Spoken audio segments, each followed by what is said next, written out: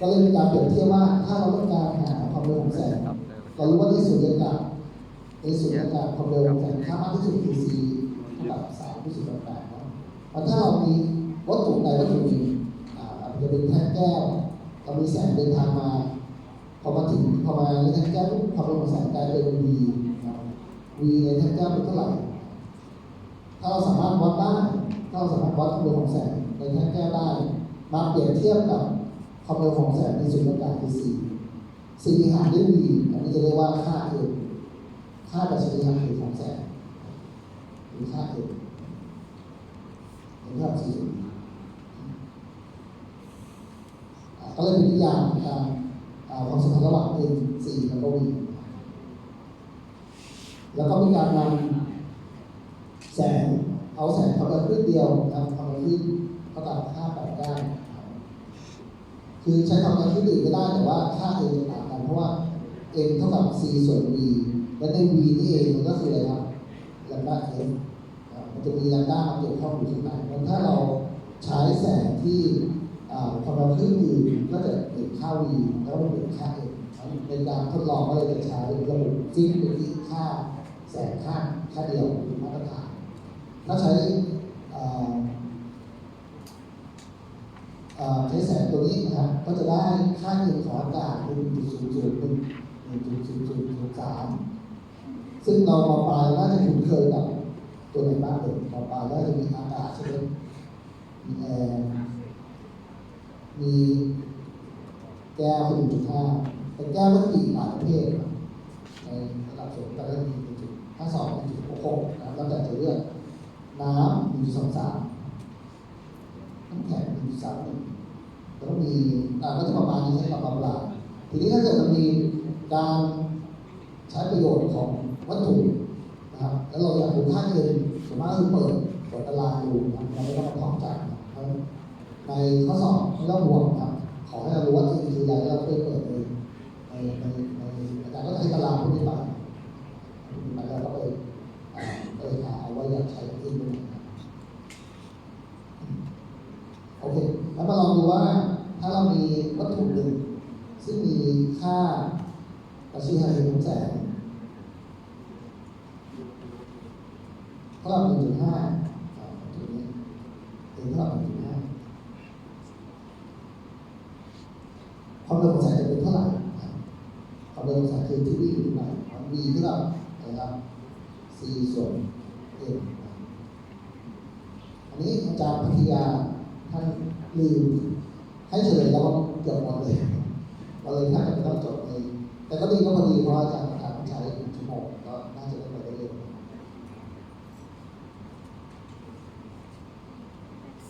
ก็ถือได้ว่าความเร็วของแสงก็คือ c ส่วน n ก็คือค่าดัชนีทางเหตุของแสงของวัตถุนั้น n เท่ากับ 1.5 แค่นั้นเองก็ได้ v ออกมาที่2 ก็ยังไม่มีช้าก็คือแค่ช้ากว่า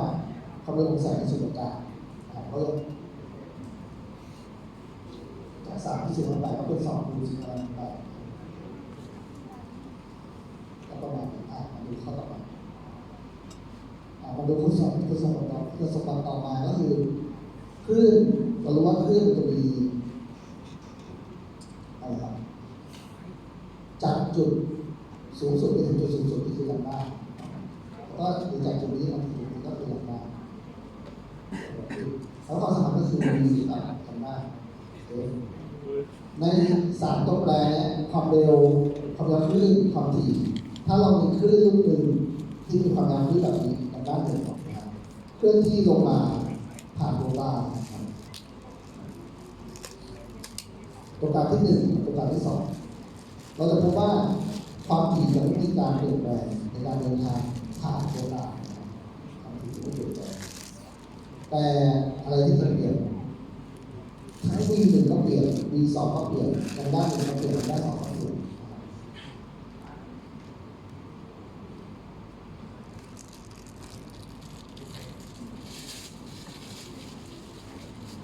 ดังนั้นก็เลยมีคำถามว่าจากภาพนี้นะครับคลื่นจะเคลื่อนที่ลงมาข้างล่างแบบนี้ถามว่าถ้าเราเปรียบเทียบ v1 กับ v2 อัน นไหนเร็วกว่ากันครับV1มากกว่าหรือน้อยกว่าV2เวลาคือ5 วิคือนั่งเพลินๆครับเพลินๆแล้วเราจะดูคำว่าV1มากกว่ายกมือขึ้นครับอันนี้ก็ต้องเป็นข้อสอบมันจะช่วยเราไหมใช่ไหมเพราะมันต้องมีแค่มากกว่าหรือน้อยกว่าหรือเท่าเดิมแต่นี่ก็จะไม่เท่าเดิมใครยกมือลงใครว่าV1มากกว่าไม่ผิดอะไรนะไม่มีใครมาจับผิดเราหรอกไม่มีกล้องV1ใช่ไหมเคยขอบคุณมากที่ยกV1ข้างหลังโอเคV1ใครว่าV2เมื่อกี้V1ยกแค่ไม่ถึง10 คนV2ต้องยกเกิดทั้งห้องV2ยก1 2 3โอเคก็เหมือนV1จะชนะที่อยากเดินก็ไปถามว่าทำไมถึงเดินก็ไปถามให้กล้าเดินไปตัวเราเล่นเกมใช่ไหมเล่นเกมอะไรเวลาการสอนเรื่องฟิสิกส์ก็เล่นเกมเวลาการมาติดอย่างนี้เลย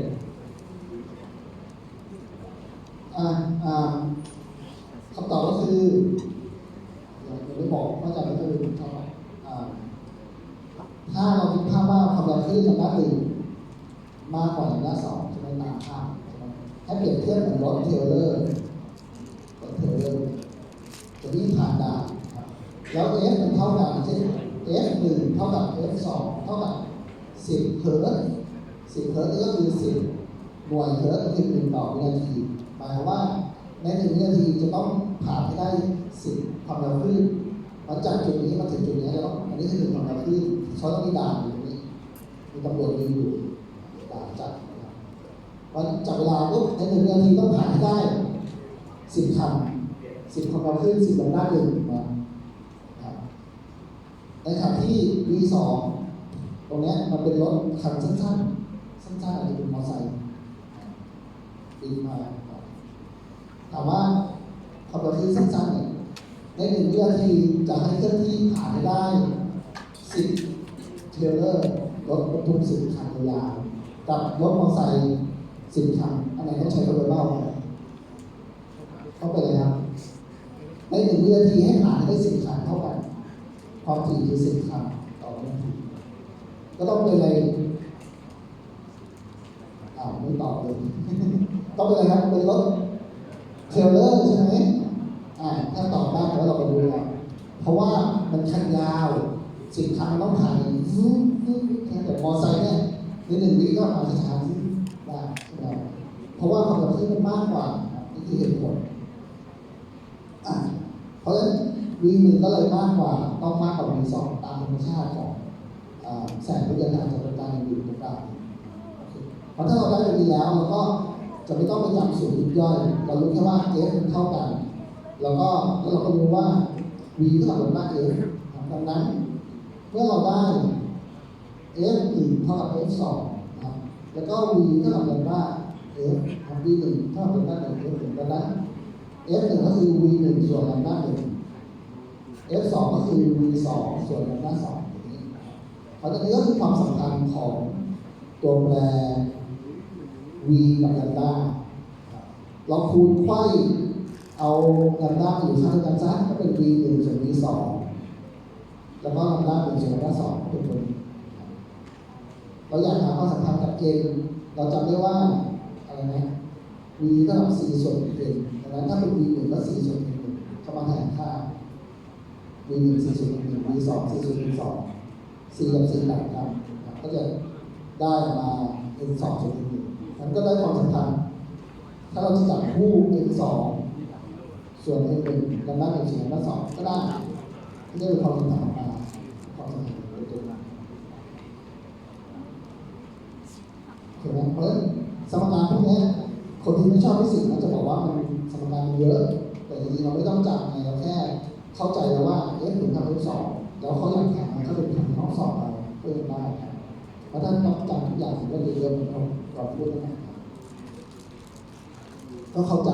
เสร็จก็ไปหาโอเคอันนี้ก็จะเป็นความสัมพันธ์ระหว่างลำด้ากับเอ็นนะครับตรงนี้ก็นี่อาจารย์จะตัดออกเลยเห็นไหมมันก็ยิบย่อยดีมันจะทำให้เรามองว่ามันเป็นสูตรเยอะแยะอย่างเช่นก็อันนี้คือดูด้วยกันพิจารณาถ้าเกิดที่ตรงกลางแรกที่อากาศเป็นอากาศเป็นหนึ่งอากาศเราจะสามารถหาค่าดัชนีของแสงในวัสดุหรือตัวกลางใดๆได้โดยพิจารณาความดันขึ้นของแสงจากสมการนี้ซึ่งสมการข้างล่างนี้ก็มาจากข้างบนนะครับเรามี n1 อันนี้มี n2 จากว่าอันนี้ n1 อันนี้ n2 ดังนั้น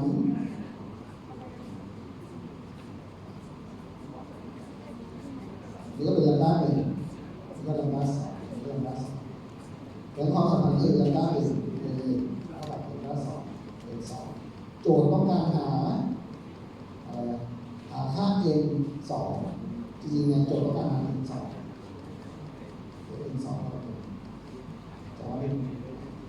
ดังนั้นก็ย้ายค่า n สองก็เท่ากับลำดับหนึ่ง n หนึ่งหารด้วยลำดับสองทีนี้เขาบอกว่าถ้าตรงกลางแรกคืออากาศก็คือให้ n หนึ่งเป็นหนึ่งซะก็เลยจะได้ n สองเท่ากับลำดับ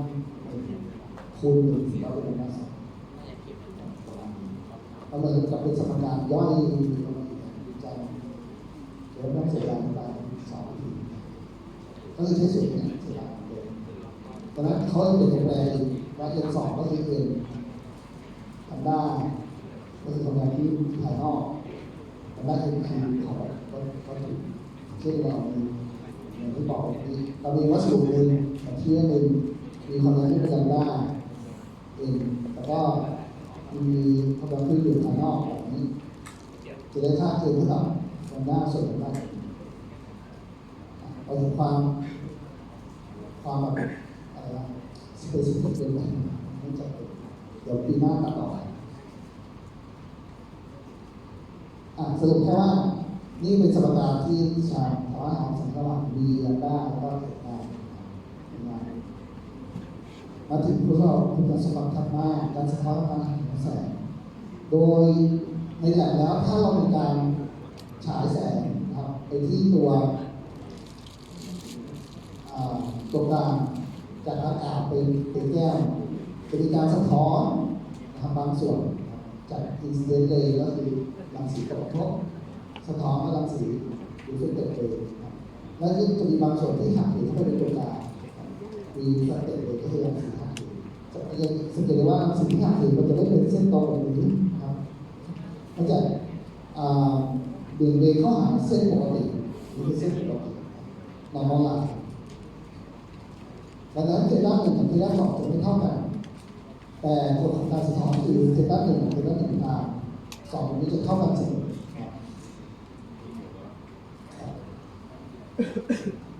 ทีนี้ในเรื่องนี้จะพูดถึงเฉพาะในส่วนของแสงที่เดินทางและตกกระทบบนผิวเรียบเพราะถ้าเป็นผิวไม่เรียบก็คงจะกระเจิงออกที่ทาง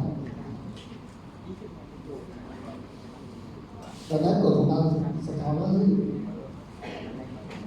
มุมตกกระทบเท่ากับมุมสะท้อนรังสีตกกระทบสะท้อนบนหน้าตกกระทบด้วยกันแล้วก็มีการไปดูใช้เรารู้ว่ามันตกกระทบแล้วสะท้อนเห็นภาพก็เอาไปใช้ในการทำในส่วนของกระจกของฝากหรือเรื่องต่อไปครับแล้วก็การโยงแสงครับแสงจากอวกาศนะครับแสงจากดวงดาวต่างๆตกมาตกกระทบที่กระจกดวงแสงแล้วมาให้เราเห็นภาพอันนี้เป็นกระจกโค้งของดูทำให้เราเห็นภาพของวัตถุที่ขนาดทุกอย่างจะเล็กลงเพื่อให้เราเห็นภาพกว้างมากขึ้นหรือเอาแผ่นสะท้อนโปรเจคเตอร์มาสะท้อนดูได้ใช้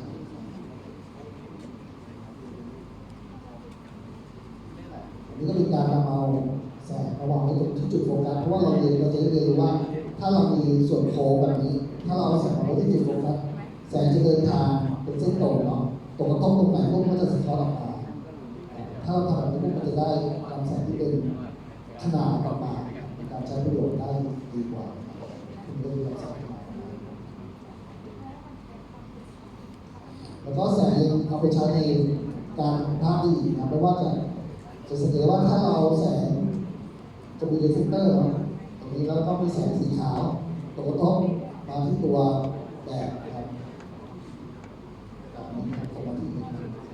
ถ้าเป็นสีขาวนะครับก็จะได้ลักษณะของภาพประมาณนี้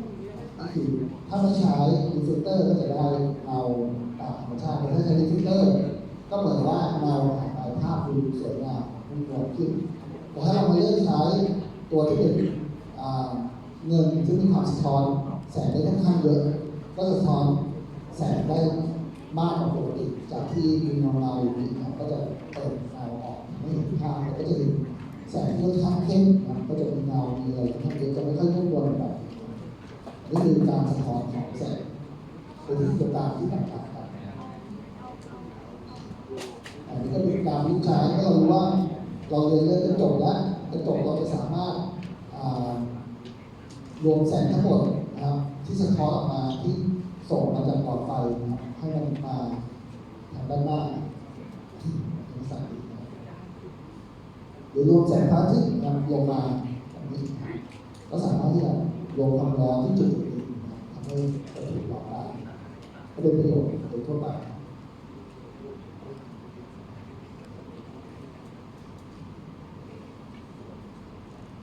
เพราะฉะนั้นตรงนี้ก็จะเป็นกฎข้อที่ 1การสะท้อนแสงของการสะท้อนของแสงอันนี้ง่ายที่สุดแล้วก็คือมุมตกท่องมุมสะท้อนนะครับตกท่องยังไงมุมสะท้อนก็เท่ากันเพราะเวลามันตกท่องบนผิวโค้งเวลาแสงเดินทางมาก็ต้องดูมุมที่ตกท่องอย่าลืมว่า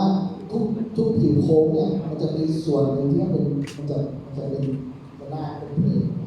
มันก็คือผิวโค้งมันประกอบด้วยอาจจะบอกด้วยเส้นตรงก็ได้มันก็เป็นเส้นตรงซึ่งรวมแล้วก็เป็นอะไรครับก็เป็นผิวโค้งดังนั้นตรงบริเวณที่มันโค้งเนี่ยจุดที่มันกระทบนิดเดียวเราจะมีระนาบตรงนี้อยู่เพอร์เฟกต์ตรงนี้แล้วเวลาแสงตกกระทบสะท้อนมุมตรงนี้จะเท่ากันตรงนี้จะเท่ากันนี่ก็จะเป็นส่วนโค้งของวงกลมเพราะเนื่องจากเป็นส่วนโค้งของวงกลมนั้นถ้าเราวาดให้คมพื้นให้คมเป็นวงกลมปุ๊บก็จะมีจุดศูนย์กลางวงกลมเรียกว่า center of curve surface จุดศูนย์กลางของส่วนโค้งตรงนี้ครับระยะตรงนี้ก็คือระยะรัศมี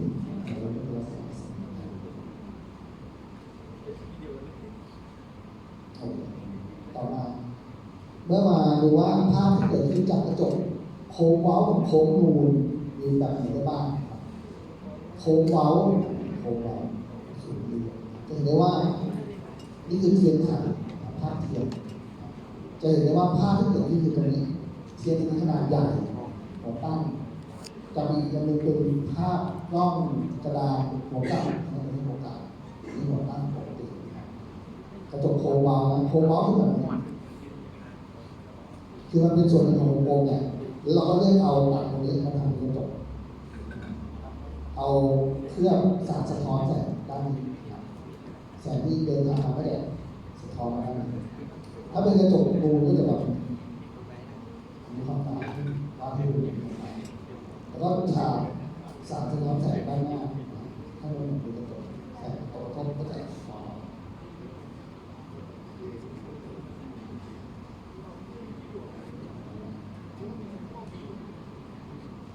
จะเห็นว่าถ้าเป็นแบบนี้จะมีภาพอยู่2 แบบ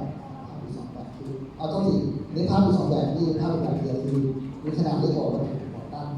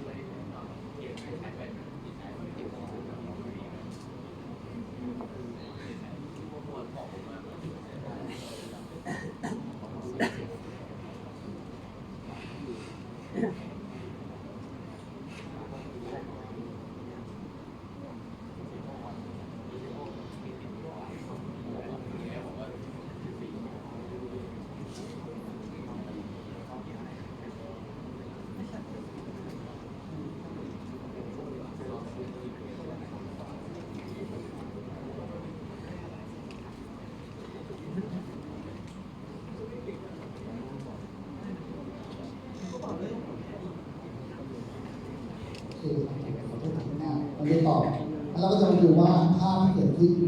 จากกระจกล้อกับกระจกมันเกิดได้อย่างไรใช้สมการในการตอบโดยหลักการก็จะมีแสงเดินทางบนกระทบนะครับที่ผิวโค้งก็จะมีจุดย่อจุดโฟกัสแล้วก็นี่คือจุด C ที่อาจารย์บอกไปว่าอันนี้เป็นส่วนหนึ่งของวงกลมดังนั้นจุด C ก็คือจุดที่เซนเตอร์ก็จะมีทางนี้R ระยะ B ก็คือระยะของเราครับอันทั้งสองแบบก็จะมีเหมือนกัน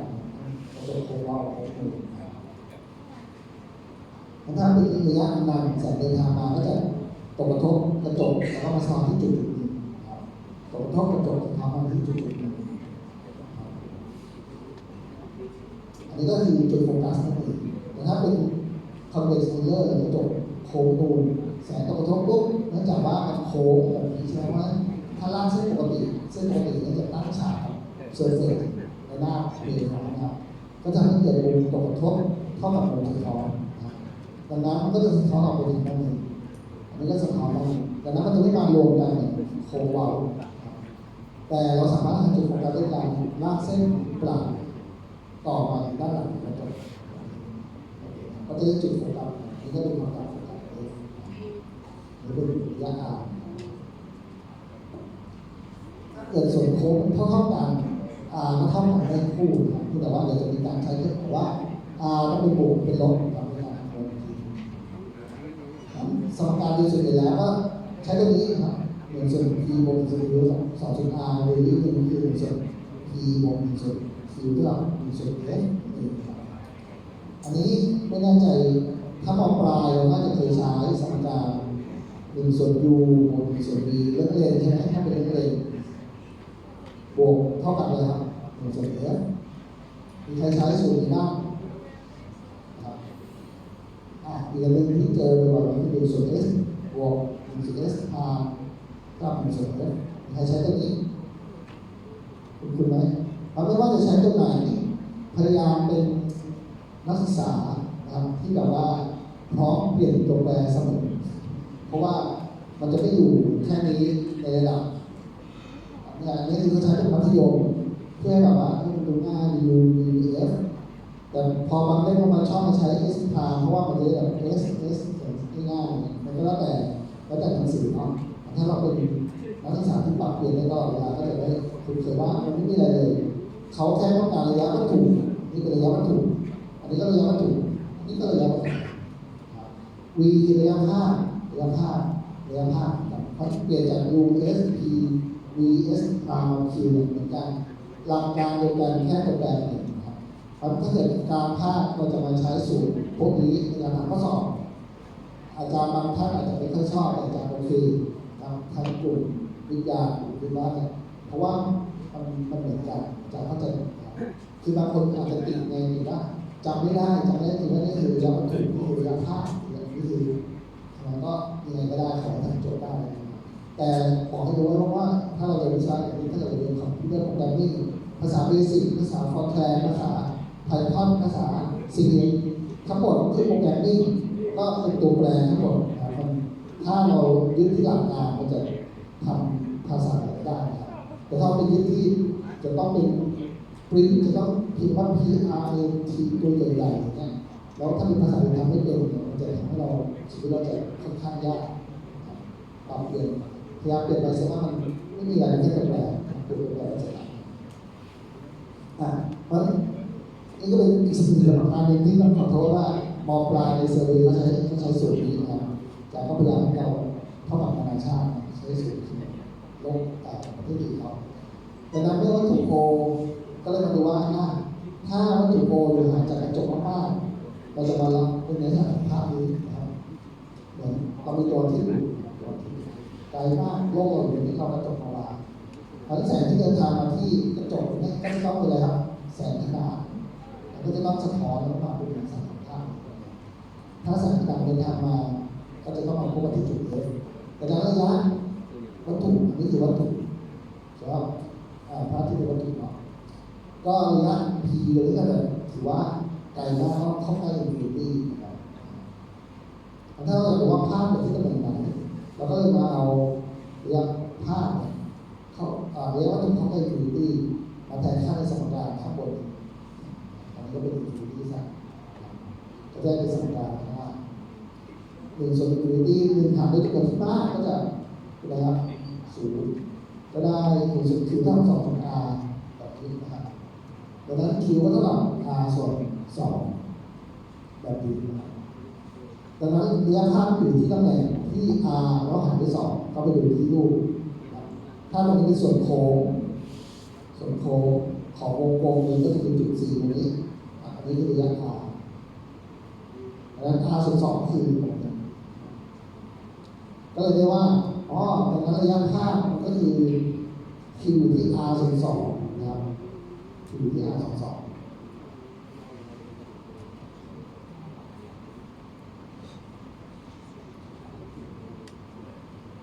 ตำแหน่งนี้ก็เป็นตำแหน่งที่เป็น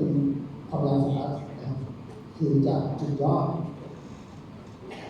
กับ r ส่วน2ไม่ได้เทียบกับ r ส่วน2เราไม่ทำขั้นในสัญญาที่บอกว่าข้างล่างอีกหรือตรงนี้นะครับ r ส่วน2ปุ๊บ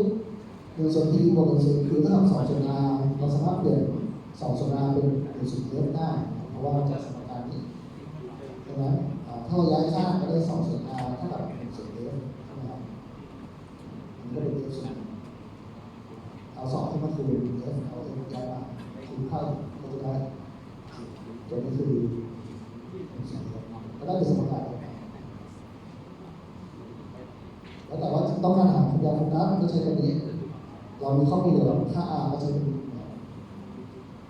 หรือใช้ตัวเดียวเลยก็ได้แล้วค่อยที่เหลือค่าเปลี่ยนว่า f เท่ากับ r คูณ2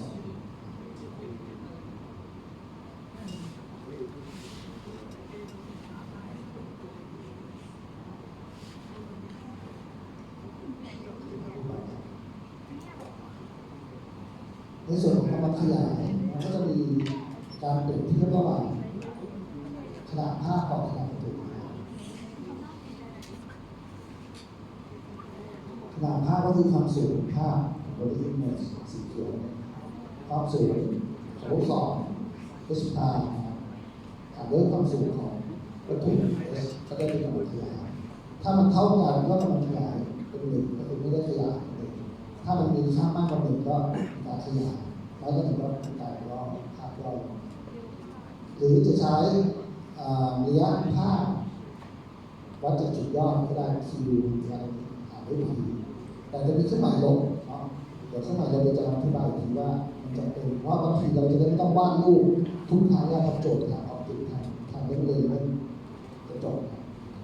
ถ้าเป็นบวกจะได้ภาพหมุนตั้งเมื่อเทียบกับวัตถุเป็นลบจะได้ภาพหมุนกลับเทียบกับวัตถุนี่เป็นโนเทชั่นที่อาจจะต้องจำนิดนึงนะดูต่อนี่เป็นเครื่องหมายหลังจากก็บอกว่าถ้าวัตถุด้านหน้ากระจกอย่างรูปภาพที่ยังอันนี้จะได้วัตถุจริงภาพนี้คือวัตถุจริง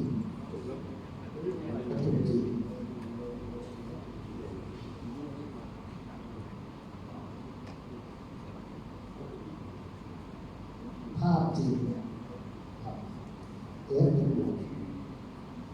คืออะไรก็ตามที่อยู่ด้านหน้ากระจกแบบนี้จะเรียกว่าจริงนะครับดังนั้น P เรียกวัตถุอยู่ด้านหน้ากระจกแบบนี้วัตถุจริงนะครับ P ที่ใช้เป็นค่าบวกถ้าวัตถุไปอยู่ข้างหลัง P จะเป็นลบระยะค่าถ้าอยู่ด้านหน้ากระจกนะครับตัดแสงรับแสงของแสงตัดจากด้านหน้ากระจกจริงๆจะเป็นภาพจริงนี่ก็คือว่าจะต้องเป็นบวกถ้าภาพอยู่ด้านหลังกระจกอยู่ด้านนี้อันนี้ด้านหลังด้านหน้าจะเรียกว่าภาพเสมือนคือจะเป็นลบไอ้สุดท้ายถ้าได้ค่าบวกก็เป็นหัวตั้งเป็นลบเป็นหัวตั้งถ้าเป็นลบเป็นบวกไอ้สุดท้ายถ้าเป็นลบก็เป็นหัวตั้งความยาวโฟกัสค่าเอเป็นค่า r เอฟกับ r ถ้าเป็นกระจกแบบนี้กระจกเราใช้ค่า f เป็นบวกกระจกวงใช้ค่า f เป็นลบภาพหัวตั้งได้ m เป็นบวกภาพหัวกลับได้ m เป็นลบอันนี้ก็คือโนเทชั่นที่เราจะต้องเข้าใจจะเข้าใจก็ได้จะเข้าได้เอาไม่ได้นี่คือสีของแสงเดี๋ยวจะมีการทำโจทย์ด้วยสมการนี้ภาพที่เกิดขึ้นก็จะเกิดขึ้นจากรังสีของแสงตัดกันนะครับโดยที่เราสามารถใช้3รังสีของแสงนะครับรังสีของแสงที่เช่นแสงปกติมันมีเป็นล้านเส้นใช่ไหมครับแสงจากพระอาทิตย์เป็นทางมาแล้วก็สะท้อนกลับมาที่จุดๆแต่เราก็จะเลือกแค่เฉพาะ3 เส้น แสงที่เดินทางจากจุดปลายวัตถุครับสะท้อนเดินทางมาเป็นเส้นตรงกระทบกระจกแล้วก็สะท้อนไปที่จุด F รังสีที่หนึ่งรังสีที่สองผ่านจุด F อะไรก็ตามที่เลื่อนจากจุด F มามันจะขนาดออกมาเหมือนไฟฉายถ้าเราไปมาวางไว้ตรงนี้มันจะได้แสงออกมาแล้วขนาดเป็นพาราไลท์อันที่สามถ้าผ่านจุด C ปุ๊บมุมตรงนี้มันจะคือ90 องศามันจะสะท้อนกลับไปที่เดิมเหมือนเรามีแสงตกกระทบบนผิวเรียบเดินทางมาปุ๊บ90 องศาก็เลยสะท้อนกลับไปทางเดิมเพราะฉะนั้นถ้าผ่าน C จะกลับไปทางเดิม3 รังสีนี้จะกลับไปที่จุดนี้เพราะฉะนั้นตัวนี้ก็คือตำแหน่งออกมาของภาพเกิดขึ้นอันนี้เป็นแบบภาพระยะภาพก็คือตัวนี้คือระยะวัตถุมาจากตัวนี้เดี๋ยวจะมีอธิบายว่ามันจะมีภาพเกิดขึ้นได้หลายแบบสำหรับกระจกโค้งเว้าแต่ถ้าเป็นโค้งนูนจะมีแบบเดียวคือเป็นภาพเสมือนมาดูซิว่ามันเสมือนยังไงรังสีที่หนึ่งตกกระทบนี้จะดึงออกไปด้านโน้นนะครับรังสีที่สองเดี๋ยวจะลบรังสีที่สองก็เปรียบเสมือนจะไปหาที่จุด F นะครับเดินทางมาแต่เจอกระจกออกมันจะสะท้อนขนาดออกมารังสีที่สามเปรียบเสมือนจะไปหาที่จุด 4 ด้านหนึ่งแล้วก็สะท้อนกลับทางเดิมเพราะมันมีมุม90 องศา3 รังสีนี้มันไม่รวมกันทางด้านนี้เลยไม่เกิดภาพจริงแต่ถ้าว่ารังสีของแสงกลับไปก็จะเกิดภาพเสมือนขึ้นมาภาพเสมือนเป็นภาพที่เราเห็นแต่เราไม่สามารถเอาฉากรับได้นะครับก็คือเป็นเวอร์ชวลอันนี้ก็เป็นระยะคิวพอที่ค่าขาดคิวเนี่ยมาหน้าในสูงก็จะใช้ค่าคิวเป็นลบใช้ค่าคิวเป็นลบวัตถุเป็นวัตถุจริงเขาอยู่ด้านหน้ากระจกแต่คิวเป็นลบว่าคำนวณแล้วระยะสมมติว่าได้สัก5 เซนก็ได้คิวกับเป็น5มันโค้งนูนจำไม่ยากมันมีภาพอยู่แบบเดียวก็คือแบบภาพเสมือนหัวตั้งด้านหลังกระจกแต่อันนี้จะมีหลายแบบจะมีเพิ่มเติมก็จะมีหลายแบบเช่นเราวัตถุไปไกลมากๆที่อินฟินิตี้แสงเดินทางมาปั๊บตกกระทบกระจกมารวมที่จุด F นะครับเดี๋ยวจะได้ภาพตำแหน่งภาพอยู่ที่ไหนก็อยู่ที่จุดโฟกัสลักษณะของภาพก็คือเป็นจุดไฟไซส์นะครับเป็นจุดภาพจริงของกับถ้าขยับวัตถุเข้ามาใกล้หน่อยนะครับอันนี้คือระยะF ตรงนี้ก็คือระยะ R ก็ R ก็เท่ากับเท่าไหร่2F 2 เท่าของขนาดโฟกัสก็คือประมาณนี้ก็จะได้รังสีของแสงก็ได้ภาพที่อยู่ระหว่างจุด F กับจุด 4เป็นภาพจริงมีขนาดเล็กแล้วก็ของกับเพราะอยู่ด้านหน้ากระจกดูไปเรื่อยๆครับอันนี้มีประโยชน์เลยว่าเดี๋ยวเราทำโจทย์จะมีลักษณะเฉพาะบางอย่างที่เราสามารถนำไปคิดต่อได้อันนี้ก็จะน่าสนใจตรงที่ว่าถ้ามีวัตถุวางไว้ที่จุด C ระยะ2 เท่าของความร้อนครับตึ้งจะสังเกตว่าเกิดอะไรครับเกิดภาพที่ตำแหน่งเดียวกันระยะวัตถุระยะภาพเท่ากันเกิดภาพที่จุดเดียวกันภาพจริงขนาดเท่ากันแต่เดียวกันน่าสนใจเพราะอันนี้คำนวณมาได้เห็นไปแล้ว1 หรือ -1ขนาดมันคือเท่าเดิมไม่ถึงแต่เป็นลบเพราะว่าเป็นภาพของกันถ้าขยับวัตถุเข้ามาอีกหรือระหว่างตรงนี้เริ่มจะได้ภาพขยายนะได้ภาพขยายได้ภาพจริงขนาดใหญ่ขึ้นแต่ของกันแล้วมีเสร็จแล้วถ้าขยับเข้ามาที่จุด F จะได้ภาพที่อินฟินิตี้ภาพจริงขนาดหัวกลับแต่ทีนี้เนื่องจากว่ามันเป็นลำแสงขนาดอาจารย์มองว่ามันจะขนาดกันไปเรื่อยๆมันจะไม่เกิดภาพส่วนมากเขาชอบใช้คำว่าเกิดภาพที่อินฟินิตี้แต่ในบางตำราเขาใช้คำว่าไม่เกิดภาพอาจารย์หมายว่าน่าจะบอกว่าไม่เกิดภาพมากกว่าเป็นขนาดเป็นไปไม่ได้หนักแข็ง ต่อมามาถึงกรณีที่ได้ภาพเสมือนแล้วกระจกโคมองได้ภาพเสมือนก็คือเมื่อเอาวัตถุวางไว้ระหว่างจุดเล็กกับจุดยอดมันจะเกิดภาพที่มีขนาดใหญ่ขึ้นอันนี้คือภาพเทียนไข่ในรูปแรกในรูปก่อนหน้านี้นะที่มันเป็นภาพเทียนขนาดใหญ่ได้ภาพเสมือนหัวตั้งขนาดเขาเรียกหัวตั้งแบบวัตถุตั้งอันนี้ก็ตั้งอยู่เหมือนกันตั้งอยู่ที่จุดตั้งดังนั้นเลยนะเนื้อภาพเป็นตรงนี้นี่คือตรงนี้จะได้ค่ามาเป็นลบเพราะว่ามันอยู่หลังกระจกคอนเวกซ์มิเรอร์กระจกโค้งนูนได้แบบเดียวเลยครับเป็นภาพเสมือนขนาดเล็กตั้งตรงอันนี้ถ้าอยู่ที่ฟิลิปปินส์ก็ได้ภาพมาเป็นจุดนะครับก็เทสเดียวกันนี่แหละเป็นหลังกระจกเห็นไหมมีสงสัยคำถามไหมแล้วตรงนี้ก็คือให้เห็นภาพรวมนะครับว่าถ้าเราเข้าใจที่จะอธิบายอะไรจะทำโจทย์ข้อนี้ซึ่งเป็นข้อที่ยากได้แต่ถ้าไม่ได้ก็ไม่ได้ไม่จะได้ไม่ได้หรอกนี่พูดไปแล้วว่ารังสีของแสงอันนี้คือเป็นกระจกโค้งนูนก็จะได้ภาพแบบเดียวคือภาพเสมือนหัวตั้งอยู่ด้านหลังกระจกพวกนี้เป็นภาพเสมือนหัวตั้งนั่นเองอันนี้ก็สรุปในหลักที่อาจารย์ได้สรุปไปก่อนนะครับเป็นของเราดูโจทย์คำนวณอยู่ทั้งเวลาโจทย์สัก1 นาที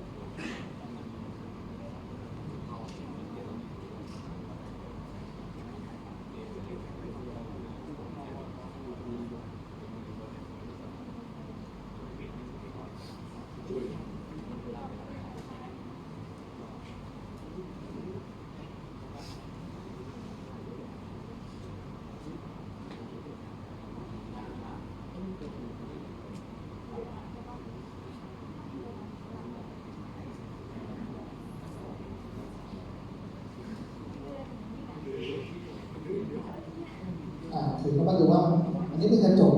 โค้งเราเขาจะไปเร็วว่ามันไม่ยากมากเขาบอกว่ามีวัตถุวางในระยะ p เท่ากับอะไรบ้าง40 20แล้วก็10แต่ละเคสอย่างเป็นว่ามีแต่ละเคสจะเป็นมีภาพเกิดที่ไหนบ้างเป็นภาพจริงภาพเสมือนภาพผมตั้งภาพผมต่างแล้วก็แผนความขยายแล้วก็มาดูแต่ละเคสก็รู้ว่ารัศมีความโค้ง r ก็คือ20 เซน r ตรงนี้ต้องใช้ค่าบวกกับลบถ้าเราจำได้ก็ย้อนกลับไปดูนะว่ามันถ้าจำได้ย้อนกลับไปดูนะก็คือรัศมีความโค้งค่า r ถ้าเป็นกระจกโค้งเมาส์ใช้ค่า r เป็นบวกครับดังนั้นถ้าจะแทนค่าเป็นโดยเป็น f ก็คือ r เท่ากับ20 ส่วน 2ก็คือ f เท่ากับ10ใช่ไหมครับก็คือ10 เซนก็ใช้10 เซนแทนค่าตรงนี้นะครับต้องการหาระยะภาพก็คือหา q ดังนั้นก็ย้ายค่า1 ส่วน p มาด้านได้1 ส่วน q เท่ากับ1ก็ต้อง1 ส่วน p f แทนค่าบวก10 p แทนค่าเป็น40ก็ได้กลายเป็นครนอซะให้ส่วนเท่ากันก็ต้องคูณด้วย4 ส่วน 4ในเทอมแรกก็จะเป็น4 ส่วน 40 4 ลบ 1ก็เหลือ3 ก็จะได้1 ส่วน q เท่ากับ3 ส่วน 40บรรทัดนี้สำคัญเราสามารถรักษาหน่วยทุกอย่างในหน่วยเซนติเมตรได้เนาะมันเหมือนเรื่องเลย แต่จะมีบางคนชอบลืมทุกคนช่วยฟังนิดนึงนะครับทุกปีจะต้องมีคนทำแบบนี้1 ส่วน q เท่ากับ3 ส่วน 40ดังนั้น q ก็เท่ากับอะไรครับท่านต่อมา3 ส่วน 40อันนี้คือไม่ถูกแต่เป็นปกติทุกปีจะต้องมีคนทำแต่ก็มันต้องกลับใช่ไหม 40/3เดี๋ยวขออาจารย์ขอบอกสักหนึ่งคำจะได้เผื่อบางคนไม่ได้ฟังแล้วลืมตามมาเองจำได้ก็ได้คิวนี่แหละพอคิวนี้จะเห็นว่าคิวมากกว่า0คิวเป็นบวกเป็นบวกถ้าเราจำได้ว่าคิวเป็นบวกหมายความว่าภาพที่เกิดขึ้นเป็นภาพจริงหรือภาพเสมือนคิวเป็นบวกจะเป็นภาพอยู่ด้านหน้ากระจกเป็นภาพจริงเราก็ตอบเลยว่าภาพที่เกิดขึ้นหรือในซีเรียลก็คือภาพจริงแล้วก็หัวกับพอมาหามาขยายเองก็ลบ q ส่วน p ก็เป็นลบ 13/3 ส่วน 44 ก็ได้ลบ 0.333 ถ้าเราวาดภาพออกมาก็จะเป็นคล้ายๆกรณีของตัวอันนี้ของตัวนี้มีเป็นภาพจริงขนาดเล็กกว่าวัตถุแล้วก็หัวกับคล้ายๆกรณีก็คือภาพที่ได้ย่อลงก็ได้มาขยายมาเป็นเห็นว่าลบ 0.333 เป็นลบก็คือคอนเฟิร์มว่าเป็นอะไรครับเป็นภาพของกันถ้าทำโจทย์ก็ไม่ต้องมาวาดภาพโดยไม่จำเป็นครับต่อมา p เท่ากับ20เป็นบวกเพราะอยู่ด้านหน้ากระจกก็แทนค่าเป็นเดิมแทนค่า p เท่ากับ20ก็จะได้ออกมาคูณ2 ส่วน 2ก็ได้กลายเป็น2 ลบ 1หารด้วย20ก็เป็น1 ส่วน 20นะครับคือว่า20นี่เป็นกรณีที่ตำแหน่งภาพเท่ากับตำแหน่งวัตถุนะครับได้กำลังขยายออกมาเป็นลบ 1ก็คือไม่มีขยายขนาดเท่ากันแต่ภาพในระยะเป็นภาพจริงเหมือนกัน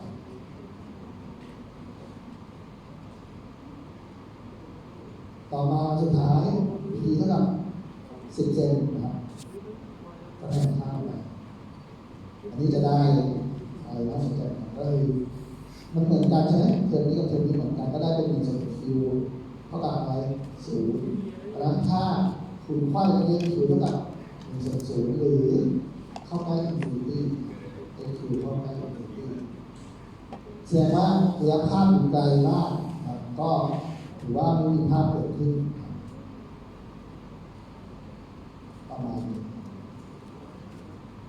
เดี๋ยวนี้เราน่าจะได้ไม่ต้องให้จบส่วนข้อนี้เป็นข้อที่ถ้าเราไม่ดูเฉลยต่อไปเราคิดดูว่าเราจะทำได้ไหมเพราะว่าเป็นข้อที่อยากจะว่ายากเราใช้ความเข้าใจเราไม่ต้องดูเฉลยเราซื้อใส่ดูเพราะว่ามีกระจกโค้งเว้าแบบนึงนะครับถูกใช้ในการสร้างภาพโค้งเว้าไม่รู้เว้าโค้งผู้ติดโค้งแต่ไม่รู้เป็นเว้านูนหรือว่าเว้าเอาละมีกระจกอะไรทำให้เกิดภาพเป็นฉากแต่เขาไม่ได้บอกว่ามีวางไม่ถูกวางมีฉากวางอยู่ที่ตำแหน่งหนึ่งฉากอยู่ห่างจากกระจก5 เมตรเพราะมันจะมี2 แบบก็คือฉากอยู่ด้านหลังกระจกได้ไหมไม่ได้ใช่ไหมได้ไหมไม่ได้เพราะเป็นกระจกถ้าเราเหมือนเนี่ยเป็นกระจกปุ๊บมันเป็นทึบเราอันนี้เป็นน้ำสะท้อนแสงเราเอาฉากไปวางไว้ข้างหลังมันก็ไม่มีแสงไปถึงนะครับก็กระจกต้องอยู่ด้านหน้ามันจะมีกระฉากอยู่ด้วย2 แบบฉากมันอยู่ตรงนี้หรือฉากมันอยู่ตรงนี้แต่ว่าระยะมันคือ5 เมตรนะครับแล้วก็มี2 เมตรแล้วฉากแต่ถ้าฉากอยู่นี่มันก็บังตัววัตถุทั้งแสงจะเดินทางไปถึงกระจกได้ยังไงไม่ต้องคิดถามว่ากระจกนี้เป็นกระจกประเภทไหนแล้วให้หาสรุปก็คือต้องถามว่ากระจกวางไว้ที่ตำแหน่งไหนด้วยก็คือระยะวัตถุเท่าไหร่ p เท่ากับเท่าไหร่ q เท่ากับเท่าไหร่ก็อาจจะอยากรู้ว่า f เท่ากับเท่าไหร่เรามีอยู่3 ตัวแปร1 สมการ1 ส่วน p บวก1 ส่วน q เท่ากับ1 ส่วน f 3 ตัวแปรต้องใช้กี่สมการในการตั้งโจทย์ก็ต้องใช้3แล้วโจทย์มันก็ให้ p มาไหม p ก็ไม่มี q ก็ไม่มี f ก็ไม่มีให้มาแค่ระยะห่างระหว่างวัตถุกับฉาก5 เมตรแล้วก็บอกไว้ว่า m กำลังขยายเท่ากับ5 เท่า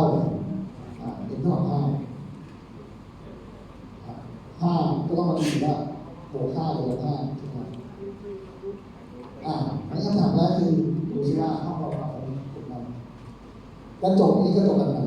โค้งใครบอกว่าโค้งเว้ายกมือครับโค้งเว้าคือแบบนี้โค้งนูนแบบ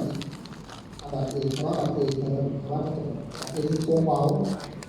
แต่ว่าโค้งเว้ายกมืออยากดูความเข้าใจของพวกเรายกทีไม่ใช่ยกแบบปากผมใครอยากตั้งแถวใหม่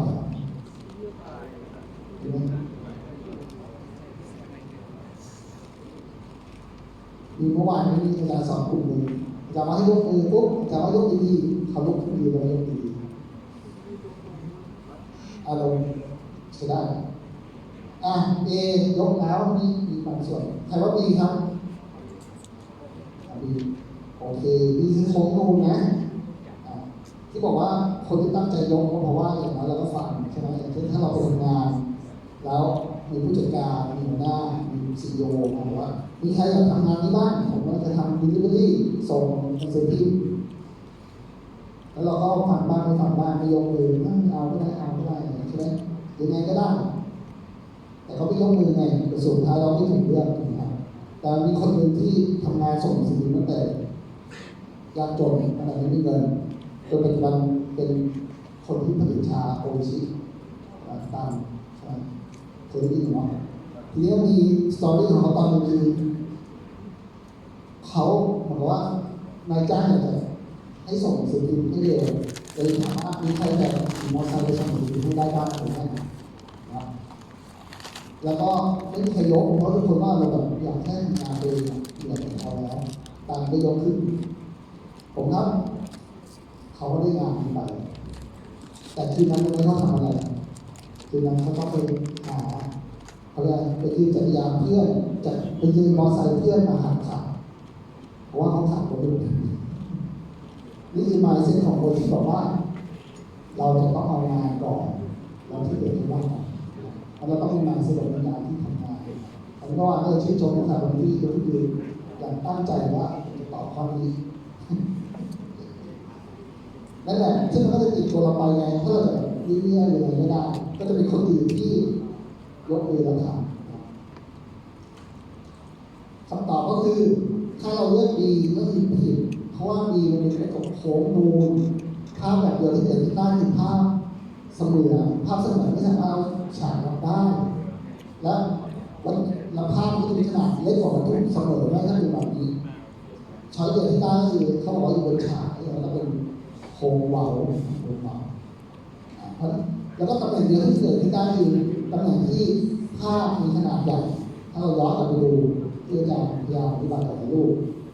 อันนี้ขนาดเล็กใช่ไหมครับจะมีขนาดใหญ่แค่เคสเดียวคือเคสดีว่าภาพจริงของกับขนาดใหญ่คือต้องวางวัตถุที่ตรงนี้ระหว่างจุด C กับจุด F เราจะได้ภาพตรงนี้เพื่อเราฉากมารับได้แล้วเขาบอกเลยว่านี่คือ5เมตรก็สามารถทำข้อนี้ได้ถ้าเข้าใจถ้าเข้าใจก็จะยากเพราะว่าโจทย์ไม่ได้ให้ P โจทย์ไม่ได้ให้ Q โจทย์ไม่ได้ให้ F แต่ต้องทำให้ได้ที่ข้อนี้น่าจะเป็นข้อตัดเองไม่นำมาสอนอันนี้ก็เป็นชอยไปแล้วว่าเป็นข้อไหนก็จะเป็นเคสนี้เท่านั้นเคสนี้อ็อบเจกต์ตัวนี้วัตถุให้ภาพให้ระดับทำอันนี้ได้ก็ยังไม่จบเพราะว่าเราต้องการสั่งสมการหรือลดตัวแปรได้เพราะว่าอันนึงเรารู้ว่าคือเท่ากับลบ q ส่วน p ใช่ไหมก็คือเท่ากับภาพมีขนาดเป็น5 เท่าของวัตถุภาพมีขนาดเป็น5 เท่าแสดงว่าเก็เท่า5แต่เราใช้ลบ5หรือบวก5ทำไมต้องใช้ลบเป็นภาพของการ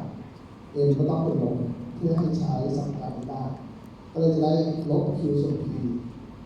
ลบ q เท่ากับลบ 5p ลบก็เป็นบวกก็ได้ q เท่ากับ 5p ได้ความสำคัญแล้วเหลือแค่2 ตัวแปรแล้วแต่ถ้าเราได้ p ได้ q เราก็ไปหา f ได้ใช่ไหมครับใช่ไหมอีกความสำคัญนึงก็คือตรงนี้เราก็ต้องมาดู ดูว่า P กับ Q มันสัมพันธ์ยังไง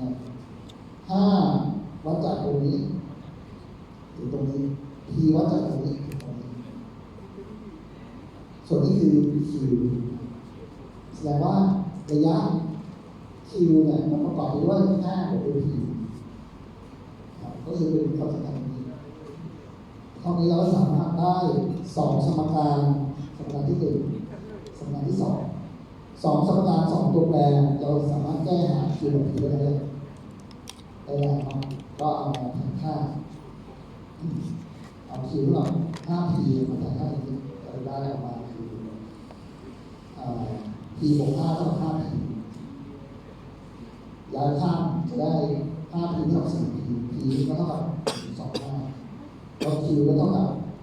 5P ก็5คูณด้วย25จะได้25แล้วก็มาแทนค่าในแล้วก็มีการแทนค่าในทีนี้ตรงนี้ไม่ต้องถามวิธีนี้ก็ได้นะแต่ไม่ต้องชอบวิธีนี้นะวิธีแบบคูณไฟก่อนมันดูเหมือนเป็นสูงมากเกินไปนะให้เราไปลองทำตรงๆเลยก็แทนค่า1 ส่วน 1.25 บวก 1 ส่วนแต่ใครชอบก็ได้นะถ้าใครเข้าใจแล้วชอบวิธีนี้แต่อาจารย์ชอบแบบตรงๆแต่ว่าหา R มาจบครับไม่ต้องพยายามแบบว่า R คือ2 P คือ2 P บวก Q มันเป็นส่วนหนึ่งในสมองเราที่จะให้เรารู้สึกว่าไม่ต้องจำแล้วส่วนนี้แต่มันไม่ต้องมันแค่แทนค่าใน P แทนค่า Q R จบนะครับเพราะกระบวนการหาคอรนที่เราเรียนมาตั้งแต่ม.ปลายนะครับหาส่วนทำที่ส่วนเท่ากันก็จัดไปก็จะได้ R ออกมาคือ 2.08 เมตรครับหรือ F เป็นไงก็คืออะไร 1.04อันนี้เขาหน่วยเป็นเมตรประมาณนี้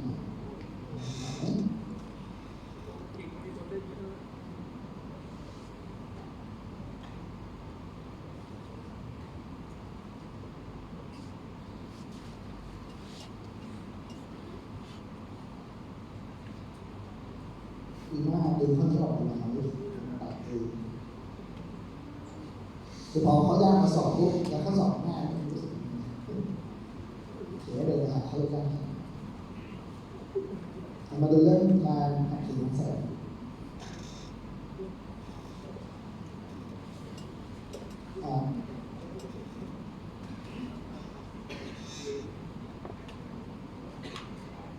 อาจารย์ก็เกิดแล้วว่าแสงตกกระทบ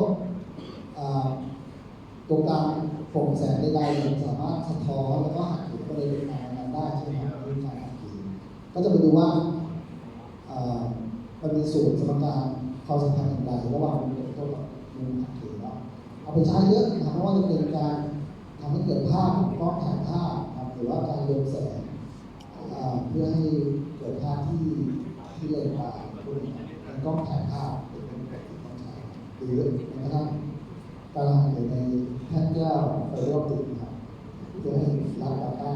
ซึ่งขึ้นไปก่อนเวลาสัญญาณโทรศัพท์มันก็ผ่านทางแดนแล้วแต่ปัจจุบันเมื่อมีเน็ตเมื่อมีผ่านดาต้าผ่านโลกถึงก็สัญญาณได้เร็วก็ถูกต้องไม่ยากขึ้นกว่าใส่กว่าทางแดนซึ่งทางแดนอันนี้คือในแหล่งตามนี้เลยแสงตกกระทบหักเหแสงตกกระทบสะท้อนและบางส่วนหักเหเข้ามาในวงการนี้ครับก็จะมีหักเหอยู่2แบบครับก็ตามภาพก็คือแสงรังสีตกกระทบถ้า N1 น้อยกว่า N2 มันก็จะเกิดการหักเหแบบลูกเข้าหาเส้นปกติอันนี้คือเส้นปกติจะตั้งฉากกับเซอร์เฟซนะครับตัวอย่างเช่น N1 ก็คืออากาศเนาะ N2 จะเป็นน้ำก็ได้มี33ประมาณนี้ก็จะได้แบบ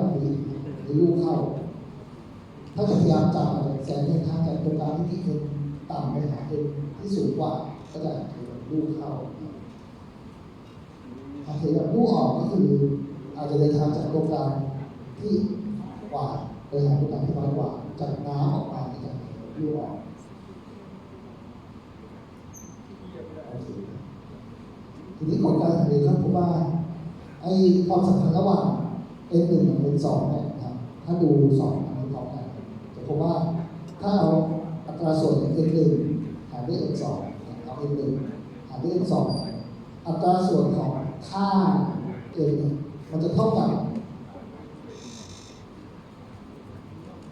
ไซน์ของวงเทต้า2เทต้า2คือวงนี้ดูนะอันนี้คือเทต้าหารด้วยไซน์เซต้าอันนี้คือความสัมพันธ์มันก็มีทางคณิตศาสตร์สามารถไปวัดได้ว่าเป็นอย่างไรแต่สุดท้ายได้มาซึ่งความสัมพันธ์ตรงนี้นะครับซึ่งมันก็ดูเป็นสมการที่ง่ายเลยทีนี้เพราะว่าพอเราคูณค่อยพวกโปรแกรมอ่านได้ง่ายเลยลง1ไซน์ก็1เท่ากับเป็น2ไซน์ก็2มันเป็นสิ่งใดอันนี้เรียกว่ากฎของสเกลเราคิดตัวอย่าง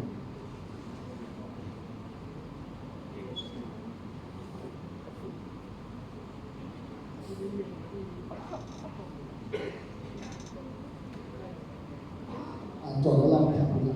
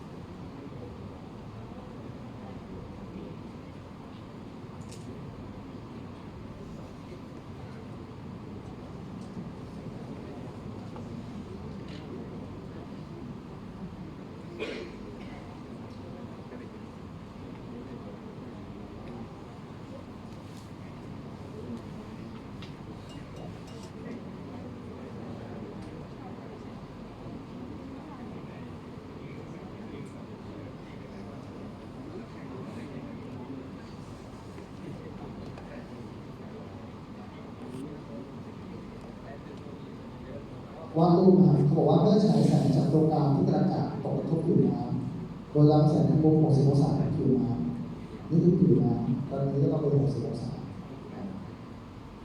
ถ้าเขียนเข้าไปในตัวถ้าเขียนเข้าไปในน้ำโดยมีทิศของลำแสงในมุม68องศากับผิวน้ำนะแปลว่ามุมก็ต้องใหญ่ขึ้นประมาณนี้นี่ก็เป็น68ใหญ่กว่าที่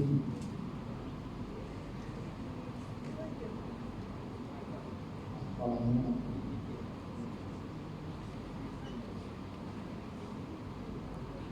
โอเคก็จะเหมือนอันนี้จะเป็น N1 นี่ก็เป็น N2 ก็ใช้สมการ N1 ไซน์เทต้า1เท่ากับ N2 ไซน์เทต้า2 N1 ก็คืออะไรอากาศ1ใช่ไหมเทต้า1เท่ากับเท่าไหร่เทต้า1เท่ากับ60หรือเปล่าใช่ไหมเขาเป็น60ถูกไหมเนี่ยมีใครว่าถูกหรือไม่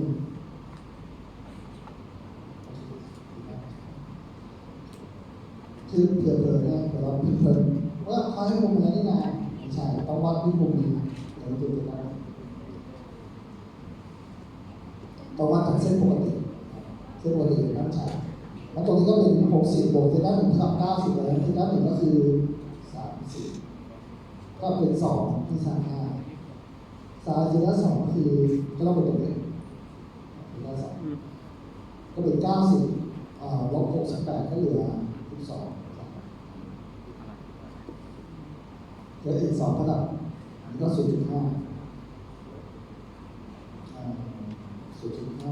ที่32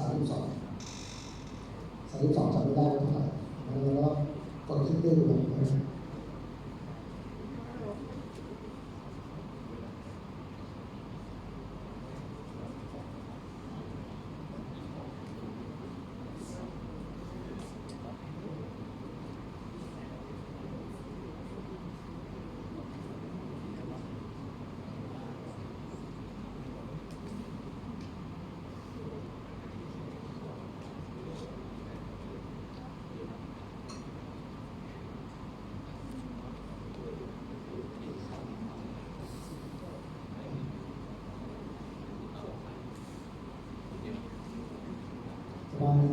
3 5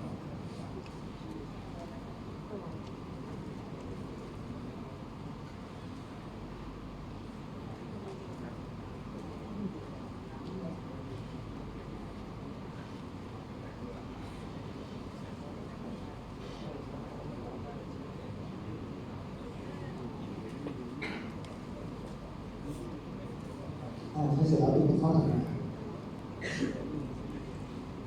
แสงเดินทางจากตัวกลาง A เรียงตัวกลาง B แล้วนี่ตัวกลาง A ตัวกลาง B โดยมีมุมตกกระทบเท่ากับ45มุมตกกระทบต้องมีช่อง45มุมหักเหเท่ากับ60ก็ต้องหักเหออกแล้วต้องวัดจากเส้นปกติคือ60อยากให้เปรียบเทียบความเร็วของแสงในตัวกลาง A และตัวกลาง B แสงในตัวกลาง A อยากว่า VA ก็ VB อยากว่า VA ส่วน VB เท่าไหร่เปรียบเทียบกับแสงตัวกลาง A และตัวกลาง B อันนี้ก็จะกลับไปที่สมการยิบย่อยของเราที่อยู่ข้างบนแต่เรารู้ว่า F1 เท่า F2 นะครับถ้าเราไปดูแล้ว F1 กับ F2 ก็ได้สมการเลยนะเราก็ต้องมาหาแบบว่าอัตราส่วนเท่าไหร่เขาไม่ได้ค่าA มาแต่เรารู้ว่า A ค่าการใช้งานของแสงในตัวกลางที่1 A ไซน์ของเดลต้าที่อยู่ในตัวกลางที่1นะครับเท่ากับ MB ไซน์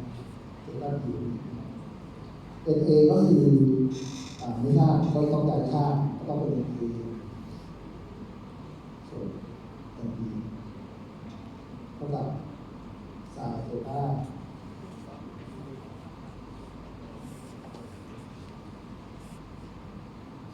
โอเคทีนี้ถ้าเราย้อนกลับไปดูเลยผมว่า NA ส่วน NB มันจะเท่ากับ VB ส่วน VA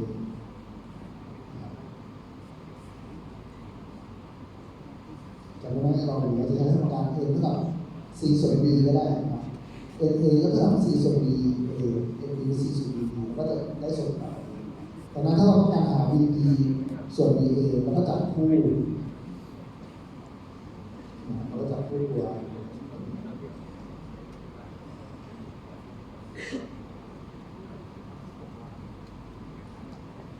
ได้ไหมก็ได้ว่าเราต้องมาหา VA ส่วน VB นะ VA ส่วน VB ก็เลยส่วนก็คือส่วนต่างของไซน์ตัว A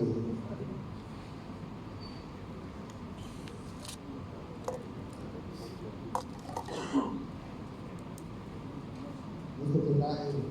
นี่คือตัว B ก็ได้เป็นไซน์ของ45 องศาหารด้วยไซน์60 องศาก็จะได้ออกมาเป็นเท่าไหร่ก็ได้กลับมา0.8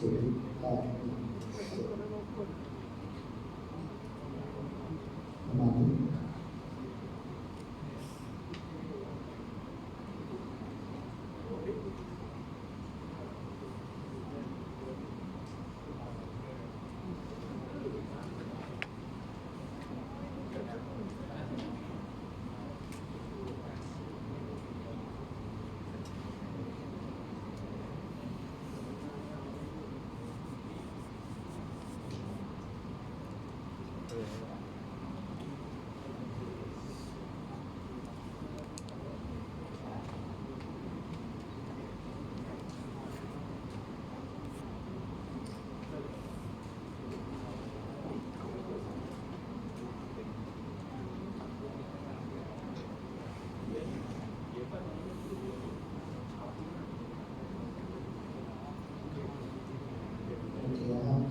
เราดูข้อ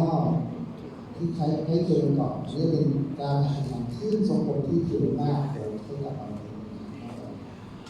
เพราะตรงนี้มันไม่มีตัวอย่างตัวอย่าง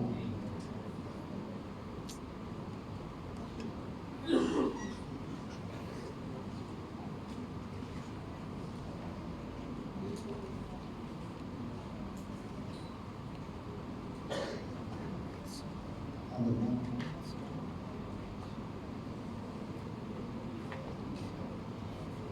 เ ลองทำกันบ้างแต่บ้านที่ไม่ได้ต้องส่งนะครับครั้งหน้ามาดูกันอีกมาเฉลยกันเราทำดูแต่ในนี้มีคำว่าผิวน้ำถ้าแสงตกกระทบผิวน้ำโดยมีแนวสังคม30 องศาของผิวน้ำที่เกิดขึ้นแล้วแสงจะไปลงที่ทางในผิวสารไม่ยากเขาเลยพูดถึงนะ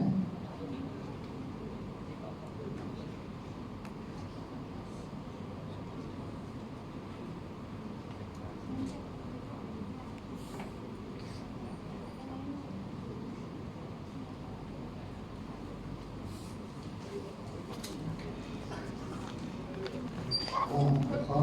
การสะท้อนกลับก็จะพบว่าถ้าแสงเดินทางแบบเป็นเส้นตรงแบบนี้โดยที่ไม่ได้ทำวงกับตรงรอยต่อ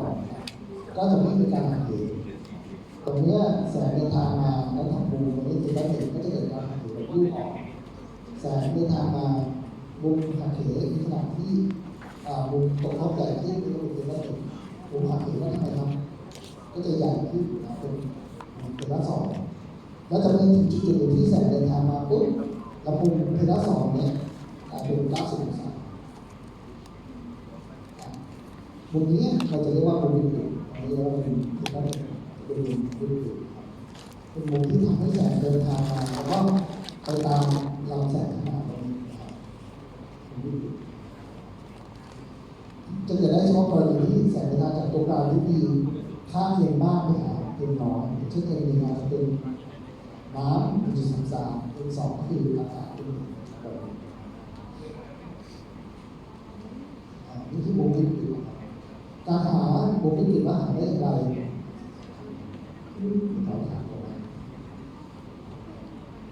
เราก็พบว่าตัวกระทบนี่คือมุมเทเลซีนี่คือมุมหักเหเทเลสอง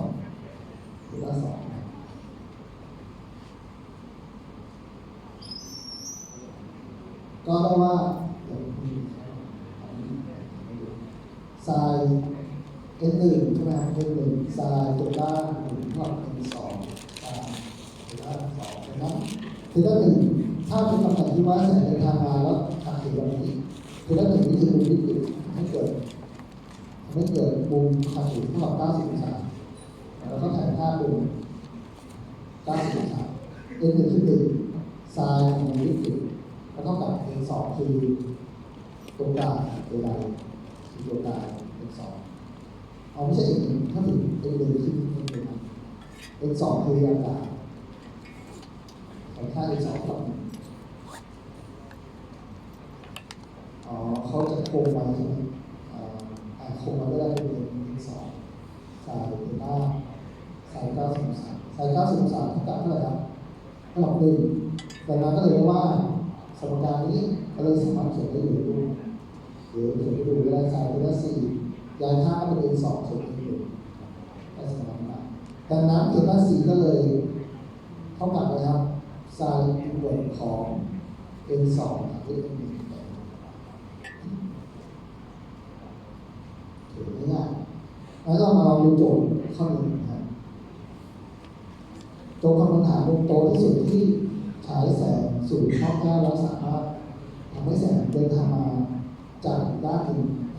โดยไม่สูญเสียสิ่งภายนอกโดยให้ช่องแก้วเป็นค่าดัชนีแสง 1.36 ตัวต่างภายนอกคืออากาศก็เคสที่เกิดขึ้นในนี้มันจะมีโจทย์ที่ค่อนข้างเยอะก็คือไม่ให้สูญเสียแล้วก็ถือว่ามันจะต้องเดินทางแล้วหักเหแล้วก็ไปตามรอยต่อนี่คือง่ายที่สุดครับแต่จะมีบางข้อที่เราเคยเจอตอนเตรียมสอบเข้าพนักงานรัฐบาลที่ก็คือแสงเดินทางหักเหแล้วก็หักมาแล้วก็สะท้อนไปสะท้อนมาแล้วโจทย์จะถามว่าถ้าความยาวตรงนี้สักประมาณ1 เมตรมันจะสะท้อนกี่ครั้งใช่ไหมครั้งที่1 ที่ 2นี่คือโจทย์เขายากมากถ้าเราชอบทำพวกนี้ก็ดีครับแต่ข้อนี้ไม่ได้ยากขนาดนั้นข้อนี้คือถามแค่ว่ามุมเทต้า1ตรงนี้เทต้า1ต้องเป็นเท่าไหร่ถ้าเราเอาไปเป็นเทต้า1แล้วค่าเองให้มาแล้วเราต้องวาดรูปเป็นระยะด้านข้างหรือถ้าอาจารย์จะวาดแบบให้ด้านข้างหรือว่าเป็นทางมาผิดก็หาตัวก็ นี่ก็เรียกว่าเทต้าอันนี้ตัวแปรนี่นะครับก็คือเมื่อเดินทางมาหักเหแบบนี้นะครับมุมตรงนี้คือมุมวิกฤตมุมตรงนี้คือมุมวิกฤต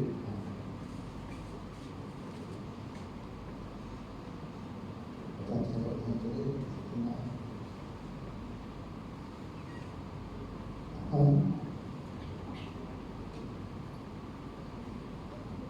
ดูเทต้าครับมันมุมตรงนี้ที่วัดกับ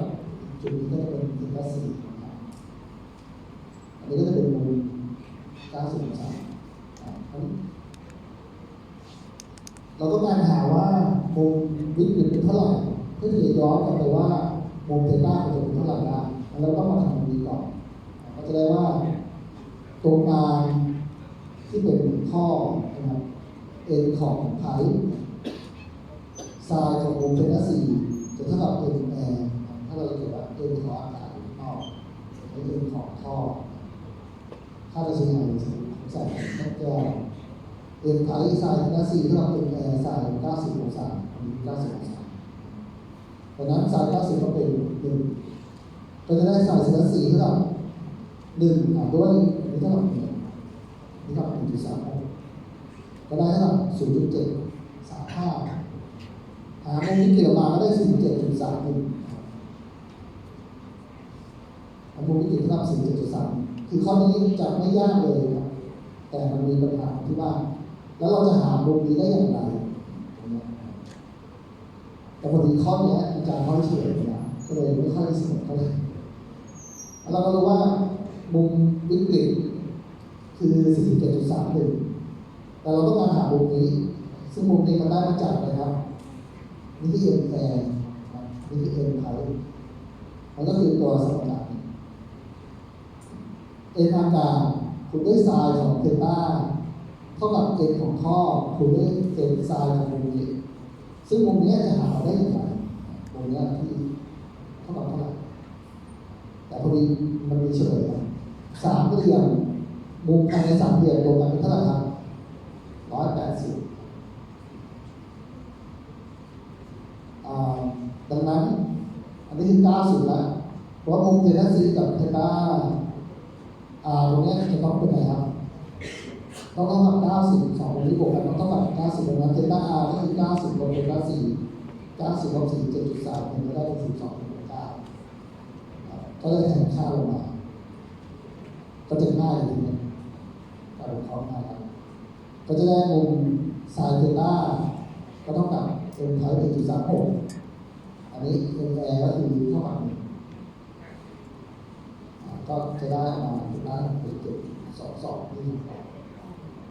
ข้อนี้เป็นข้อที่ดีนะแต่พอดีเฉลยมันทำให้เราไม่ได้ใช้สมองเท่าไหร่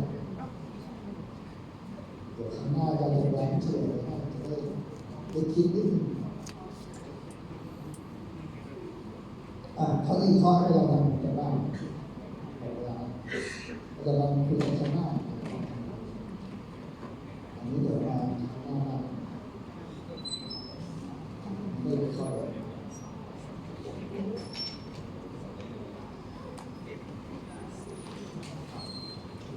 ถ้าเกิดใครสนใจก็คือลองทำข้อพวกนี้โดยที่ไม่ต้องดูเฉลยก่อนนะจะเป็นประโยชน์